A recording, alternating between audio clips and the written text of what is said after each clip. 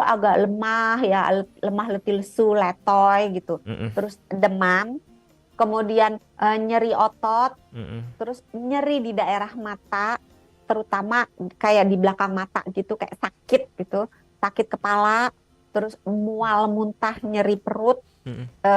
terus bisa terjadi bintik-bintik merah di tubuh, walaupun tidak selalu ada bintik merah tersebut, Mm. dan bintik merah itu tidak menghilang ketika kulitnya diregangkan.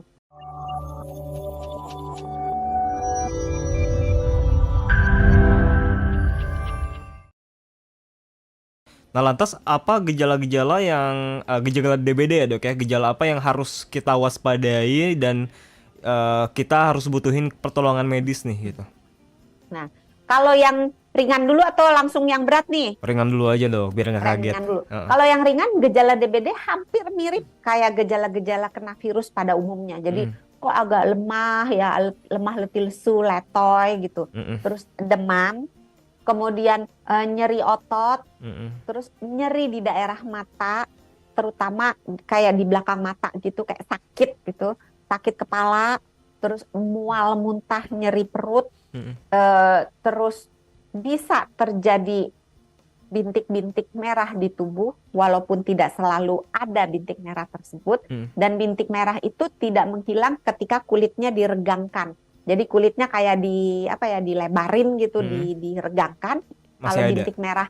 bintik merahnya karena demam berdarah, Mm-mm. bintiknya itu nggak hilang. Tapi Oke. kalau bintiknya disebabkan oleh gigitan nyamuk doang, Heeh. ketika dilebarin, maka bintiknya itu ajaib ting hilang gitu Ah, kayak ya, ya, disulap. ya, agak memudar warnanya ya. Iya, Tapi bintik hilang. merahnya itu biasanya gatal nggak sih, Dok, kalau yang DBD itu? Sebetulnya kalau bintik merahnya itu akibat digigit nyamuk, Heeh. bisa gatal, bisa tidak. Mm-mm. Tapi kalau bintiknya karena terjadinya perdarahan bawah kulit akibat penyakit DBD-nya, itu Mm-mm. nggak gatal. Nggak Mm. ada keluhan apa-apa.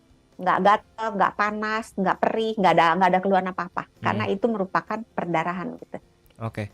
Nah, itu kan tadi yang ringan. Nah, sekarang yang gejala yang supernya, Dok. Kalau yang berat, Yang berat. biasanya itu kalau demam berdarah, awal-awal demam, nanti 2 hari, 3 hari kemudian demamnya hilang. Hmm. Seolah-olah kayak sembuh nih gitu kan. Ah. Padahal sebetulnya ketika demamnya turun Mm-mm. pada 24 sampai 48 jam setelah demamnya itu turun, Mm-mm. itulah masa kritis.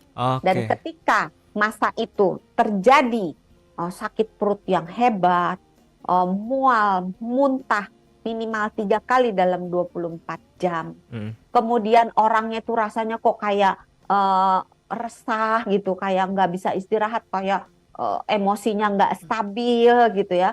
Terus terjadi perdarahan, baik mimisan, sikat gigi berdarah, atau dia muntah darah, atau dia buang air besar ada darahnya, atau dia buang air kecil ada darahnya. Nah, ketika terjadi perdarahan-perdarahan seperti itu, Mm. apalagi disertai dengan tangan yang dingin, Mm. kaki yang dingin, maka sebaiknya langsung dibawa ke rumah sakit. Oke. Jadi setelah demamnya turun, Mm. 24 sampai 48 jam diamati. Mm.